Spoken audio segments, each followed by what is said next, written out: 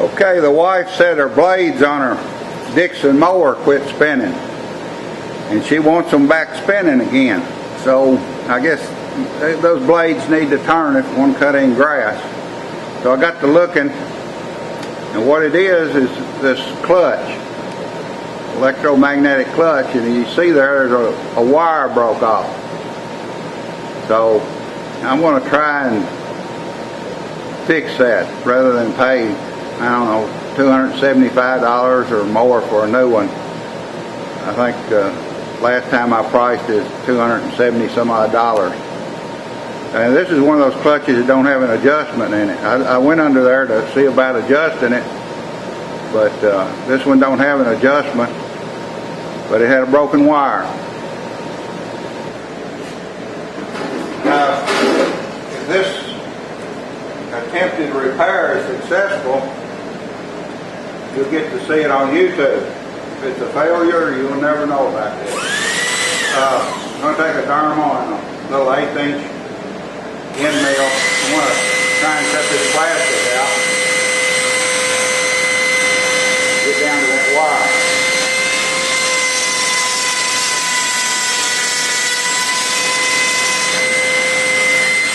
I'll show you the results.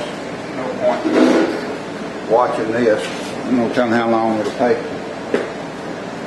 Okay, I've got it cut out where I can see the wire. I think it's time for an X-Acto knife.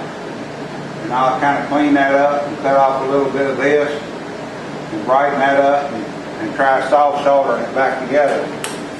Then I'll take some JB weld and fill that hole back in. So that's my plan. And maybe it works, maybe it doesn't. We'll find out. I need to clean up my mess first.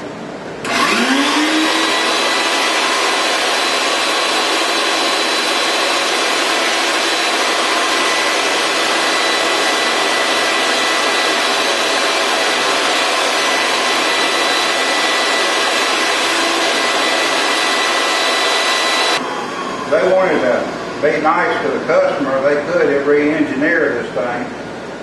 And this could have been a plug here that plugged into a socket, and then when these wires break, because this thing's constantly wiggling back and forth. I can understand why the wire broke, but if this had been a plug, just unplug it and then go buy a new wire and plug in there, and instead of 270 some or whatever it might be nowadays, 274 plus, 75 plus dollars, it could have been maybe $15.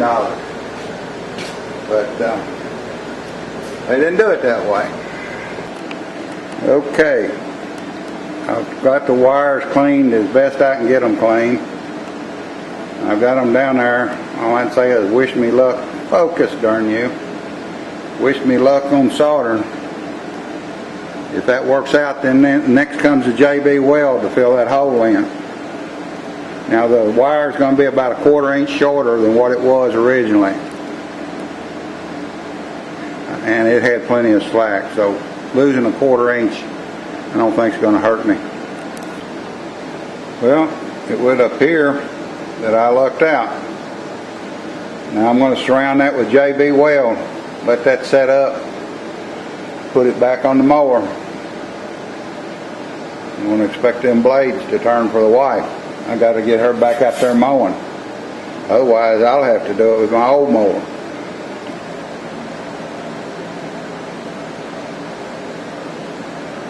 I'm going to put the JB weld on it.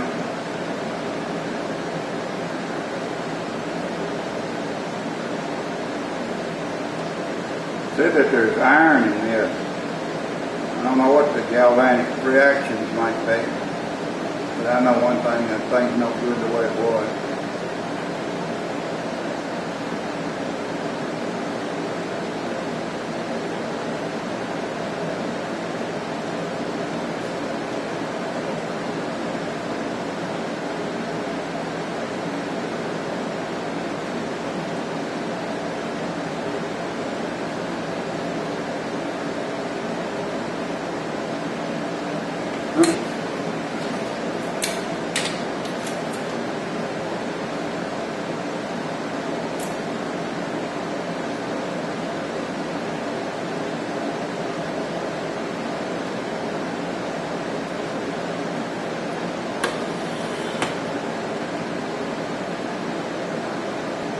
Now something I'm going to do after this stuff hardens is I'm going to put some silicone around these wires where, and it'll start out thick silicone and go to thin silicone.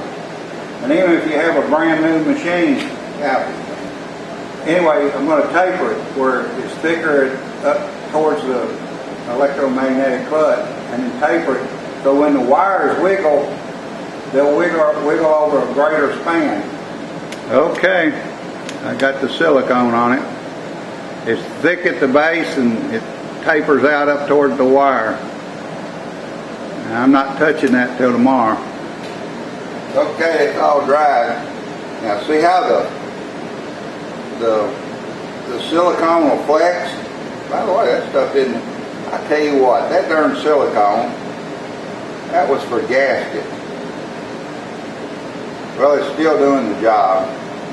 The wires now flex over a longer distance.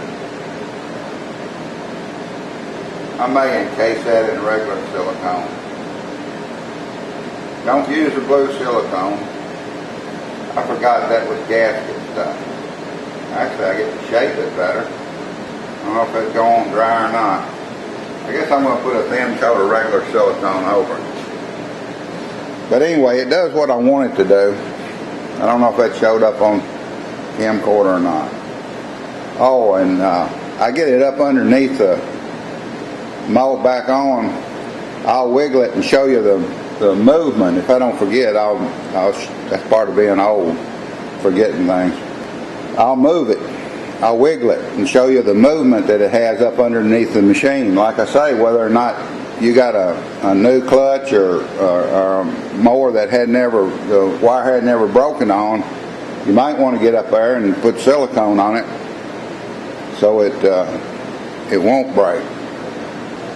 Okay, I've got a layer of that clear, translucent silicone. The silicone I should have used to begin with over that blue silicone, which was the wrong stuff to use. But anyway, it's set up. I'm ready to put it on, and well, actually, I got to form that blue stuff. It tapers more evenly now, so the wires will have a little bit more of an even movement. Another thing I might do, this wire was strapped in two different places. I get it under there, I might just strap it in one place so that even the wire can move on up further. Yeah, I believe it was strapped here and up here somewhere. This lower strap I may leave off of it.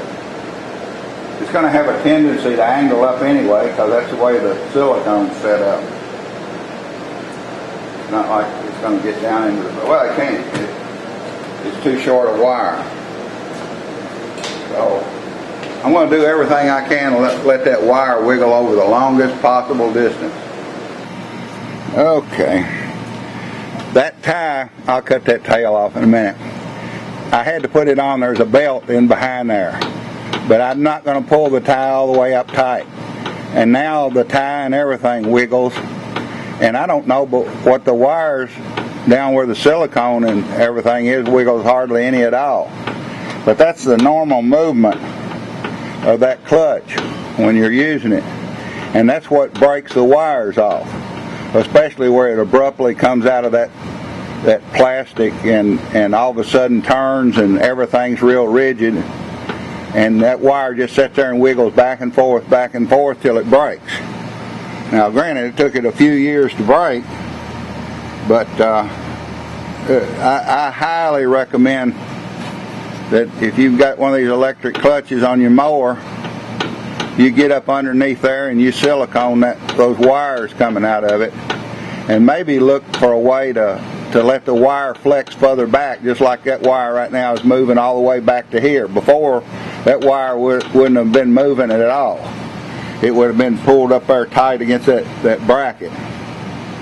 So, enough said. I didn't forget after all, did I?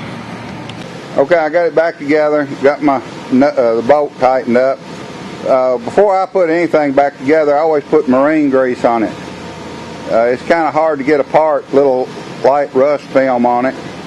with that marine grease, next time I go take that off, if it doesn't work. But, oh wait, we can check it right now. On a Dixon, if the motor's not running, you turn the key on, and there should be a click. Now I pull this up, you ought to hear a click. You heard that click down there? Off, on, off, on, off.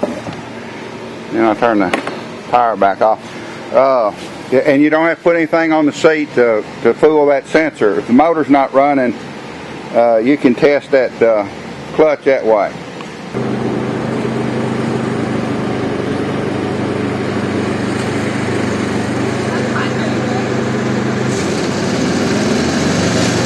She just now turned it on. Okay. I didn't think it was working before. Anyway, as they say, happy wife, happy life.